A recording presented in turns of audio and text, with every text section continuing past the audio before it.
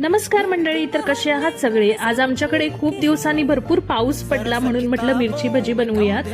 त्याच्यासाठी ह्या भजीच्या मिरच्या मी घेतल्यात, त्यांना असं कापून घेतलंय। तुम्ही पूर्णच्या पूर्ण मिरची वापरू शकता, पण मी अशाच मिरची भजी बनवते, म्हणजे आतली मिरची एकदम मस्त फ्राय होते आणि खायला अगदी भारी लागते। तर इकडे मी मिरच्यांमध्ये थोडंसं पाणी आणि थोडं मीठ घालून याला बाजूला ठेवलंय। इकडे हे बेसन घेतलंय, त्याच्या चवीपुरतं मीठ, थोडासा बेकिंग सोडा घालून हे पीठ जरा जाडसरच करून घेतलंय।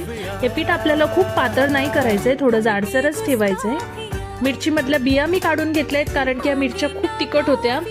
याला व्यवस्थित बेसन अप्लाय करून तेलात त्यांना फ्राय करून घेतलंय आणि गरमागरम आमच्या मिरची भजी तयार आहेत। त्याला चहा बरोबर मी सर्व केला। व्हिडिओ तुम्हाला जर आवडला तर व्हिडिओला लाईक करायला आणि माझ्या चॅनलला सबस्क्राईब करायला विसरू नका। Thanks for watching, bye.